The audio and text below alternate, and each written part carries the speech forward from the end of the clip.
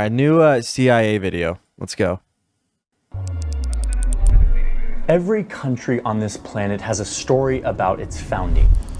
Whether it's about a group of rebels trampling the global superpower, or a pacifist delivering independence for the second largest country on the planet, the most powerful man of the 20th century. or some dude pulling out a sword from a rock. They're usually somewhat fabricated and polished ideas of where the country came from, what it stands for. But China's story is different. China's story is a new story, and it is tightly controlled. It's a story that is being used as a weapon to subjugate millions of people, to eliminate ancient... The check must have gone through, brother. Johnny's check must not have bounced this week. We are about to get some serious China propaganda. Here we go. cultures, to expand China's borders farther than they've ever pushed before. It's a founding myth that can't be challenged within China, and it has been so heavily peddled and thoroughly implanted into the Chinese psyche that most people believe that China actually looks like this, and that it has always looked like this. But China doesn't look like this. China actually looks a lot more like this. But only if you look at the real history, the facts and the evidence, which is something you can't really do within China. So instead, the Wait, what? You literally can't. Does he think? Oh, that's what all nations do. By the way, all nations lie about their borders to their people. That is part of the thing we do. Oh, you know how big America was when we started? The Communist Party has created and weaponized the myth of this. But also, I do want to point something out. He is kind of true.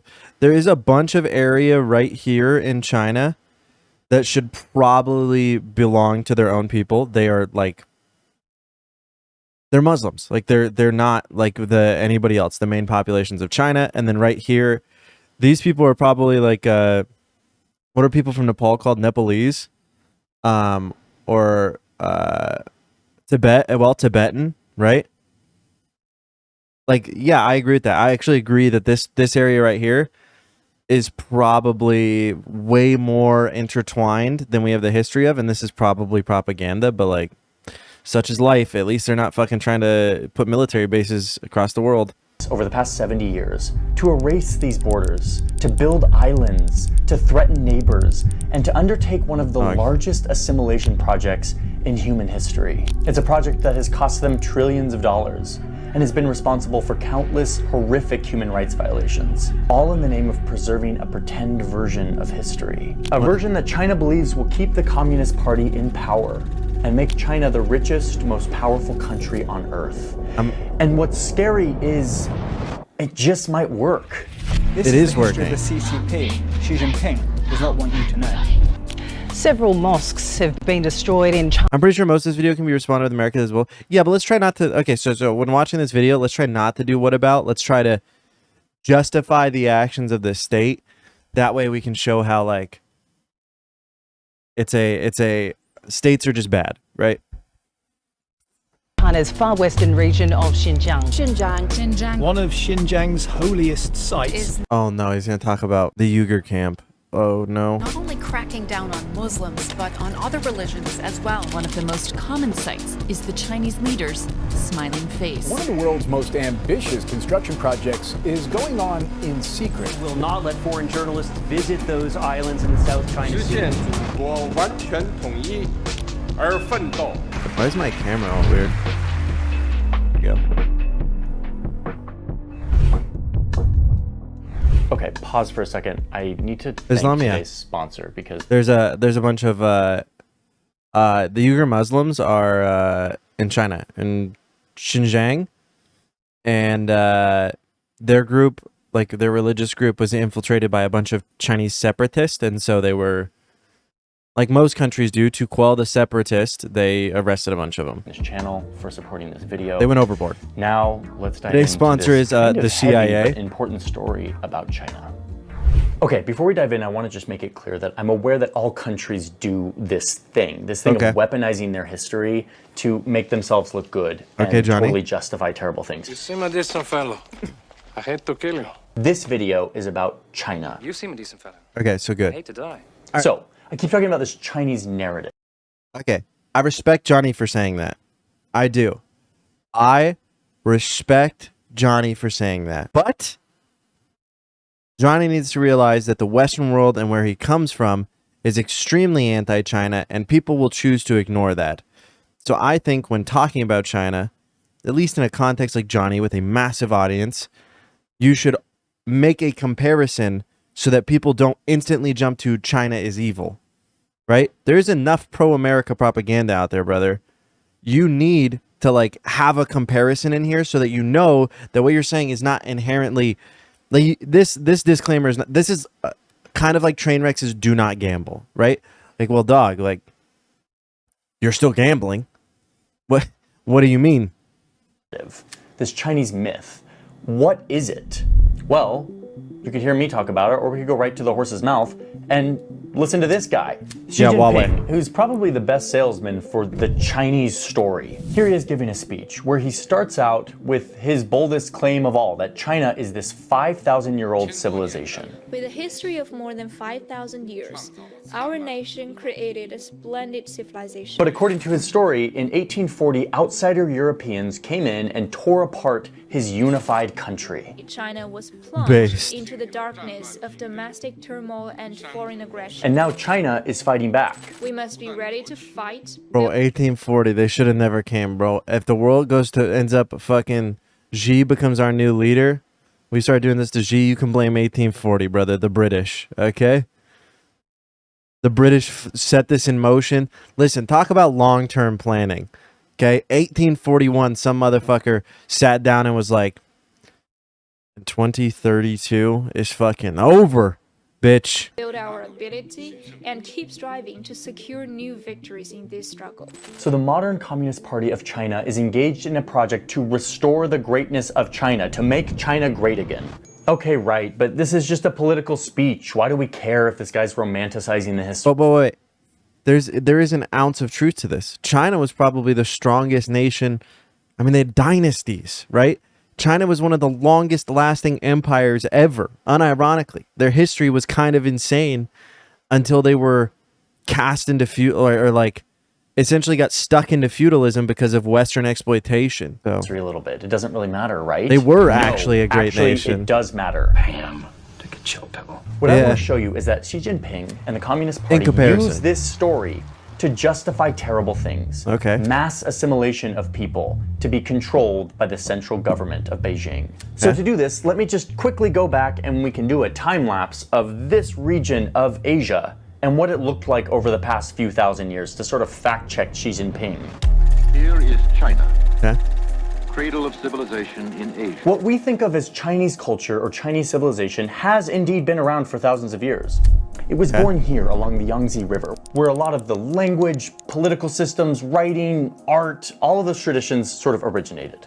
But from there, the idea of a contiguous, unified China becomes kind of a myth. I'm going to put the modern borders of China on this map so that you can see what really is happening here. Over thousands of years, if you were to look at this territory, you would see all sorts of land configurations. Looking at this, you can see that China goes from these periods of unity to periods of total division. Over the past several thousand years, China has gone from a bunch of divided kingdoms to periods of total unity where lots of good things happen. Technology, agriculture, unity, power. So you might say solidarity with their other people. You might say that the Communist Party of China is trying to work together again to maintain the hegemonic, with them at least, within China, and they kill it every time they do it. So Xi Jinping is trying to keep that together because it works. During times of division, bad things happened. The country was in chaos, there was destruction, there was war, there was lawlessness. And this just keeps on happening for thousands of years, a seemingly endless cycle of unity and then division. Xi Jinping... I noticed something even in his own maps that didn't change, though. The territory along the river stays the same the whole... Like, there's always one person who owns it. Like, this area, where Beijing and shit is. There's always, like, the same... whatever. Or there was lawlessness. And this just keeps on happening for thousands of years. Is he wrong? A seemingly endless cycle of unity and then division. Xi Jinping is I don't know how many very spots, right but this is that awesome. out of this region, during some of these unified periods, came like real serious advancements in shipping and math and like gunpowder and all of these things that like have informed how we've all developed as a I'd love world. to go to China. This part of Eastern Asia was definitely on the forefront, but it was never Beijing's one like up contiguous here, right? China for thousands of years. And the upshot was very clear. Unity meant prosperity and technology and all these good things, and disunity equals chaos and bad things. Okay, and over in Europe, the new fad is imperialism. Right. It's European countries who are looking for more land so that they can expand their borders, send their armies, and everyone's doing it. It's the French, it's the British, it's the Spanish, it's even the Japanese are starting to get on board with this. And over here, in today what we call China, they had once again slipped into a period of serious disunity. They were divided, but this time it came with an extra dose of humiliation. It's not for nothing that the period stretching around 100 years from the 1840s to the 1940s is known as China's century of humiliation. This era of disunity in China came from outsiders. Okay, true. You can see this political cartoon, all of these barbarians at the door vying to carve up and slice up China for their own profit. China was once again in the dumps, and it was here while European and Japanese Have you ever wondered why China, the communist China, worked together with the Vietnamese people, the Communist Party of Vietnam, to push back the French and the Americans? Look no further than literally right fucking here. And why communism and in Vietnam and China is so similar, well, you can see why, because there was a little bit of unity there about a common enemy. Powers were dividing up their land, that China learned its second crucial lesson. Not just that unity is better, but that if you want to survive in this brave new world, you have to play by the new rules. And those rules were very clearly laid out by these European empires. Defined borders, a patriotic agenda, assimilating other cultures into their own. This was the playbook the Europeans were playing by, and it was working. Okay, so fast forward now, it's like the 1900s. It's the beginning of the communist revolution that would eventually envelop this entire country. The communist leaders were small still at this point, and they used this century of humiliation and division, as well as this general lesson of unity equals prosperity, to rally the people for a new cause. The revolutionaries are like, we've been sliced up and divided by all of these foreign powers. And when we're divided, we fail. Okay, this video is not as anti-China as I thought it was. Remember, exhibit A, B, and C. So these communist leaders went off and created this grand vision of a united China. Drip of the century. Story that China had actually always been united. Yo, look at this cut. Of this former glory of what China used to be. What it was before the outsiders came in. A grandiose vision of the past that never really existed. I mean, again, this sounds pretty darn familiar. We will make America strong again, proud again, safe again, great again. And that became the grand plan of the Communist Revolution in China, to make China united again, despite the fact that China had never really been fully united. Not like this, but the story. Yeah, bro, it's almost like borders just change sometimes. You get them where you can. Also, like geography and shit. This vision was a potent rallying cry. They just picked the area where other people didn't have laid claim. They would have defined borders, ethnic purity, cultural assimilation. And so for the last 70 years, that's the great project that China and the Communist Party have been undertaking, creating their own great empire controlled by a central authority. This I agree with this. Coincided with This is true, though. I agree with this. I think China is trying to be the next empire, right? Empires change and move throughout history, and I definitely agree with this. China is trying to be the next, like, United States, or before the United States, the British, or for the British, the French, right? Like, China is just trying to be the next power for the next 100 years or whatever. 100 million people out of poverty and becoming a global superpower, all just in a few. Wait, 100 million people out of poverty? Wait, bro, I heard 100 gorillion people. Wait. I heard 100 gorillion people died to communism, though. What the fuck do you mean, bro? What do you mean you pulled 100 million out? What the fuck? I heard 100 bazillion quadrillion people died to communism. Johnny, what are you talking about, bro? Decades. All of this has given the government a lot of resources with which to execute their project of forcefully uniting a swath of land that isn't and has never been united. And I Okay, want to that's show good. you what that looks like. The issue of China ruling over autonomous regions is controversial. So what are China's autonomous regions, and are they really all that autonomous? This is the map Okay. that most people are familiar with when they think of China. Bro, America does the same thing though. Like we have states, dog, that have their own governance. Our states aren't autonomous, but they're as autonomous as most countries allow. Like it's not like a province; it's different. But this outline doesn't tell you the whole story because nearly half of this land is considered autonomous. Okay. Super jargony term. What does that even mean? There are over 56 ethnicities in China, most of them concentrated far away from Beijing, like over here in Tibet or over here in Xinjiang. When those communist leaders were setting up their new unified China empire, they kind of admitted, like, okay, there are a lot of cultures and languages and identities within this country. Okay. We should let these people govern themselves. Not entirely, of course.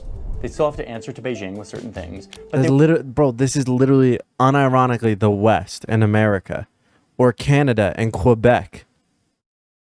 Right? Wait, this is unironically just America shit. would have autonomy, autonomous regions. But many of these He's not saying this is a bad semi-autonomous thing, by the way, regions, yet. like Xinjiang, We'll Tibet, see. and southern Mongolia, these places were never originally a part of any conception of China. They were forcefully absorbed by the Chinese Communist Party during its nation-building project, like in the past 70 years. Okay, let's get specific here. Xinjiang is a region that is very far from Beijing, not just geographically, It's a Uyghur Muslim but thing. also Oh, here we go. It is a huge region, roughly the size of Alaska, has 25 million people, and half of those people identify as Uyghur, which are mostly Muslims who are from a Turkic descent, not like a Han Chinese descent. They come from a different culture. The street signs are not in any Chinese language, they're in like the Uyghur Turkic language. The architecture looks a lot more at home in like Istanbul than it does in Beijing, and 5 times a day, the streets fill with the sound of prayer. Xinjiang was an independent republic twice before, but eventually it was overthrown by China. 8 years after China grabbed Xinjiang, the Chinese government did the same thing to an even more remote region at the highest plateau in the world, Tibet. They annexed this place that is 3 times the size of Texas. It has its own very distinct language, culture, identity, and does not identify or connect with Beijing. And back in the day, again... Wait. At least in Xinjiang, right, there is semblance of like recent, like, or I would say there is, I give them the recency bias, that there was something that went on there. But Tibet, it's like there's a lot of people in Tibet who don't mind being a part of China. Like it's an ongoing conflict within, and it's not like China's murking you if you say you don't want to be. When China wasn't rich, like the people in Tibet who don't want to be are kind of like people who say Texas should secede, right? Powerful, they couldn't really wrangle these regions until suddenly they got rich really fast. That's not true. No, part of Tibet, yeah, but okay, look at the part of the map he's using. Okay, wait, let's go back. Sorry. When I say Tibet, I mean like this area, right? Like right here on the border. I would call this like what? The nation of Tibet, right? The country of Tibet. Here you go. This one.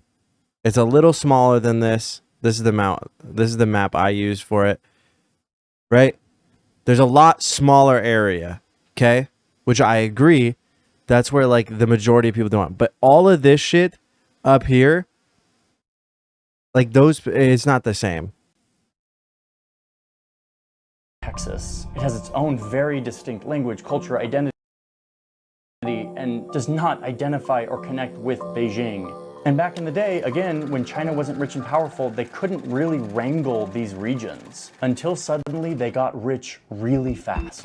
What do you do, right? GDP only to the United States. And for the past 30 to 40 years, you can talk China about it. Yeah, you can talk about it being bad, right? People into these 2 regions to make them. By the way, though, when we say that, at least one thing I will give is at least China released them. There's not that shit ended before COVID even hit. By the way.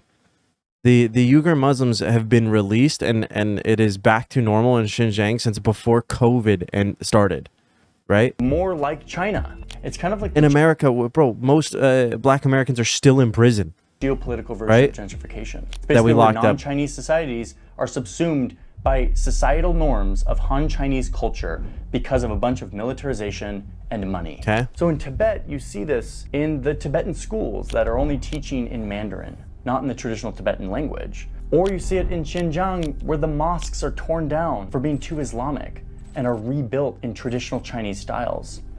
Oh, and it starts to get a lot worse. In Xinjiang, the Uyghurs are literally taken away by the millions and forced into concentration camps, where they're supposedly forcibly taught Chinese values. The government is involved in a mass sterilization project where they are forcibly inserting IUDs and other birth control forms. Bro, does anybody else notice a very common control with everything he just showed us? Every single fucking article, Johnny, bro, you are actually a reporter, bro. Okay? Assumed by I just societal want you to notice norms something. of Han Chinese culture because of a bunch of militarization and money. So in Tibet, you see this in the Tibetan schools that are only teaching. Okay. I don't know what this website is. ANI? I don't know what ANI is actually. Teaching in Mandarin, not in the traditional Tibetan But I did language. notice with a lot of these. Or you see it in Xinjiang. New York Times, man. New York Times, you know, also said we needed to invade Iran or Iraq. NPR. Okay, NPR is hard because I actually like NPR. I would say NPR is probably just ushering State Department propaganda though, because NPR does a lot of like they fall into what AP falls into, which is like direct reporting, which means sometimes the only source for things is the State Department. So you come out sounding like State Department propaganda, but you have no other source, right?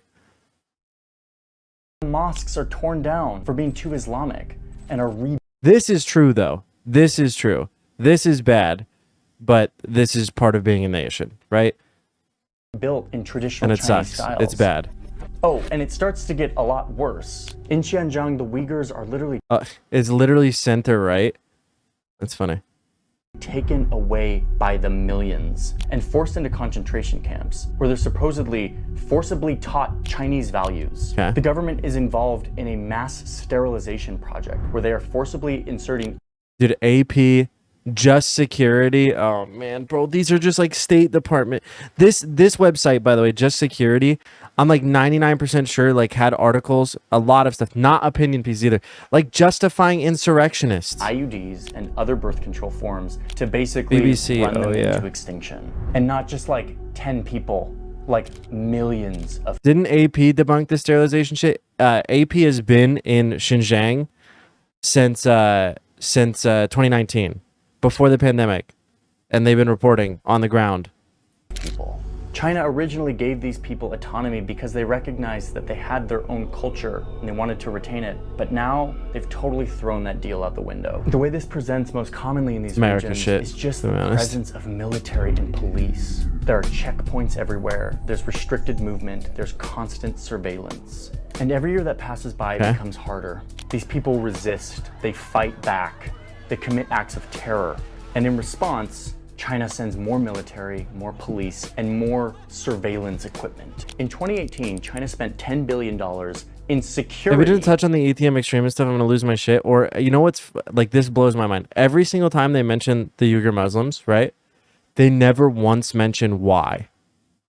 They act like it's an ethnic thing, but they don't realize it was separatist. And like even the West knew that because we helped them, bro. CIA, we funded it. We funded it through like back market shit, bro. CIA is so sloppy now. Why do you think China's kind of mad at us, dog? This CIA literally got caught funding separation movements in China to build civil unrest. It's what we did in the USSR. In Xinjiang. That's almost double the year before. And by the way, this is the worst year. 2018 was the worst year. And that was the year that they imprisoned most of the people. But they had almost all entirely been released because what they were doing was finding out who was the separatist, right? By 2019. By the end of 2019, almost every separatist or every Uyghur had been released, minus those who they found, like we have Gitmo or whatever, to be separatist. And that's in the AP News article. It was 10 years previous. $3 billion of those dollars go into these re-education camps. That's 4 times more than the previous year. I mean, it's ramping up. They're pouring money into these regions. Per person, China spends 3,100 yuan on security in Tibet, 2,400 in Xinjiang per person. Compare that to the national average of 763 yuan per person, and you can see that every single person in these regions is worth a lot more in terms of the cost of making them assimilate. So the question is why? Why is China doing this? Why are they investing so much money into occupying and forcibly assimilating these people? Well, anybody want to see what I tweeted yesterday, by the way? God damn it. I hate that I have to like keep being like, well, what about America? Right? All right, here you go.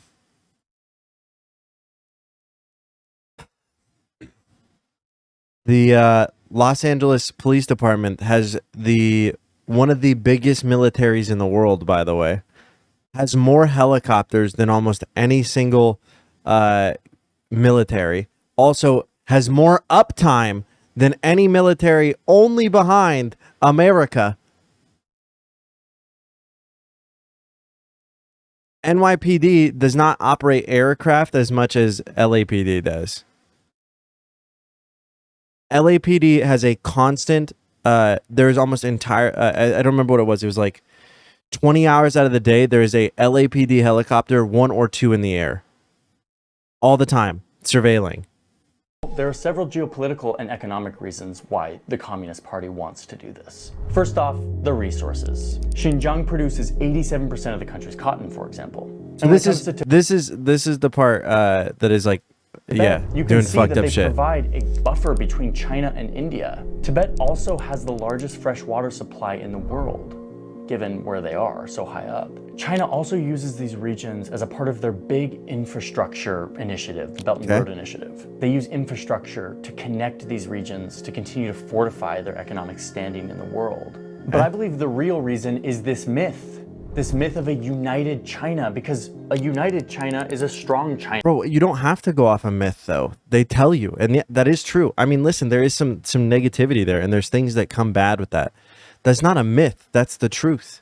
Bro, yes, the united China is what they want. Yes, it sucks, and like I feel extremely bad for a lot of Tibetan people, right? But the part you showed is really disingenuous, Johnny. Like, Tibet is not that big. I mean, the Tibetan region is, right? The Tibetan region is, but the part of Tibet that is like wanting to be independent is really not that big. China, a divided China is a chaotic China. This has been the rallying cry for 70 years. But it works, right? Also, you just pointed out how unifying China has lifted more people out of poverty or anything. Like, I don't understand. What is the bad part here? More people should just die? It's not just assimilation within their borders. This myth has also fueled and justified China's adventures in expansion elsewhere. This is the South China Sea. China says it will fight to the very end to prevent Taiwan from being declared independent. The former British colony is being smashed into submission. So now you have China building islands in the South China Sea, claiming that this entire ocean belongs to them? Oh, that's just China reclaiming what was rightfully theirs. Because after all, this ocean's been theirs for 5,000 years. They're just reclaiming it. Violating its promise to let Hong Kong stay independent and absorbing it into China piece by The Taiwan shit is the most fucked, I do have to say. piece. Oh, that's just China restoring sovereignty over these islands that Britain stole in like the 1800s. How about an invasion of Taiwan to unite it forcibly? Wait. Bro, the airspace thing is so funny because even Johnny knows that like a lot of that shit, Taiwan is the kind of the aggressor there. China has never been united, literally 1850. Oh, wow. Okay.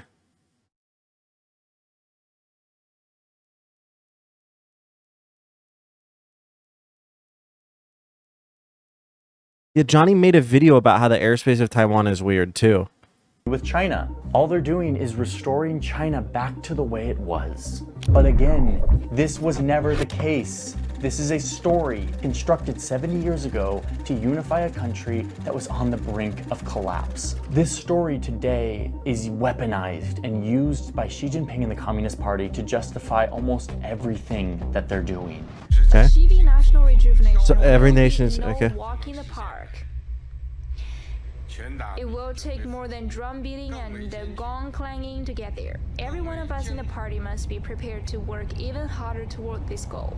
Okay, so to end this, I just want to say one last thing, which is I have no interest in bashing on China and Chinese culture. There's so much beauty that comes from this region of the world. Okay. And as I mentioned, every one of the countries out there, including my own, are guilty of a weaponized history. The reason I'm concerned and focused on this is because this mythical fake story that China is using, it can't be fact-checked within China. So instead, the Chinese government is able to use this story as a weapon to justify the oppression of its people, the grabbing of land. Has Johnny ever been to China? Honestly, looking at it, how it's playing out, it's just a modern-day version straight out of the old Europe. I knew a lot of Chinese. Like, I had Chinese roommates and stuff. I just don't believe that. Bro, they can check their history. It's really not hard. The firewall is to keep out Western influence, not stop China from, like, you know, I'm confused. Imperialistic handbook. The Yuan dynasty, shortly after he stopped his map, by the way. Oh, yeah. Even bigger. Even bigger. I mean, there was the 1851. Like, yeah, China's literally been bigger than this before.